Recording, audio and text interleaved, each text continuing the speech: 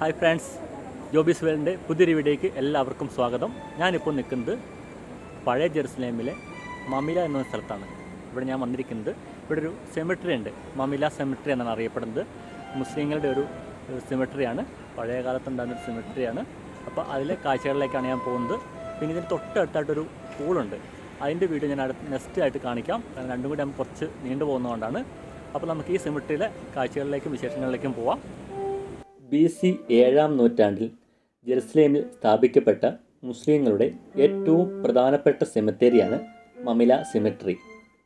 മുഹമ്മദ് നബിയുടെ അനുയായികളെ കൂടാതെ സലാഹുദ്ദീൻ്റെ നിരവധി സൈനികരെയും മമിലയിൽ അടക്കം ചെയ്തിട്ടുണ്ട് എന്നാണ് വിശ്വസിക്കപ്പെടുന്നത്.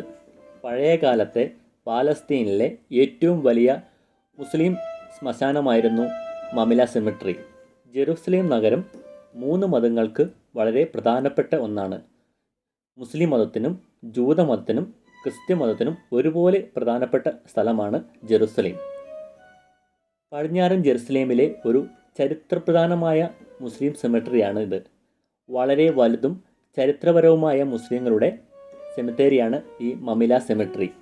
ഇപ്പോൾ നമുക്ക് ചതുരാകൃതിയിലുള്ള ഒരു ചെറിയ കെട്ടിടവും അതിൻ്റെ മുകളിലൊരു താഴേക്കുടവുമായിട്ട് ഇവിടെ കാണാൻ സാധിക്കും.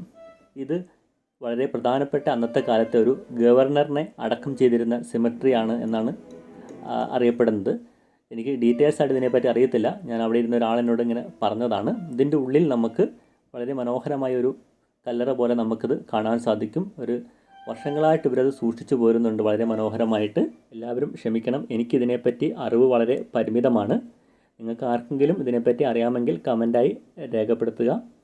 ഇത് ഇത്രയും കാര്യം എനിക്ക് പറഞ്ഞു തന്നത് ഇത് നടത്തുന്ന ഒരാളുണ്ട്. പുള്ളിക്ക് അറബിക്കാണ് അറിയാവുന്നത്. എനിക്കും കുറച്ച് അറിയാവുന്നതുകൊണ്ട് ഇത്രയൊക്കെ എനിക്ക് മനസ്സിലായത്.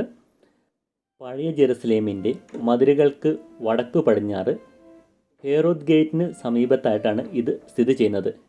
ഇതിൻ്റെ ഒരു വശത്ത് ഇൻഡിപെൻഡൻസ് പാർക്കും വേറൊരു വശത്ത് മമില മാളുമാണ് സ്ഥിതി ചെയ്യുന്നത്. ഈ കാണുന്നതാണ് ഇൻഡിപെൻഡൻസ് പാർക്ക്.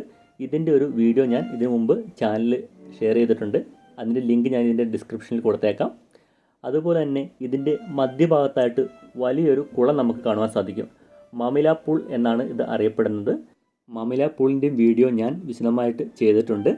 അതിൻ്റെ ലിങ്കും ഞാൻ ഡിസ്ക്രിപ്ഷനിൽ ഇട്ടേക്കാം. കാണാത്തവർക്ക് ആ ലിങ്കിൽ കയറി കാണാവുന്നതാണ്. ആദ്യകാല ഇസ്ലാമിക് കാലഘട്ടത്തിലെ രൂപങ്ങളുടെ അവശിഷ്ടങ്ങൾ, മമലൂക്ക് കാലഘട്ടത്തിലെ ശവകുടീരങ്ങൾ നമുക്കിവിടെ കാണുവാൻ സാധിക്കും.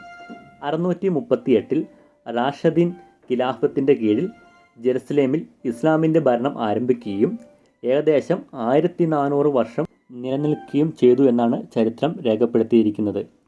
ആ കാലഘട്ടത്തിലെ നഗരത്തിലെ വലിയ ഇസ്ലാമിക് ശ്മശാനമായിരുന്നു മമില സെമിട്രി.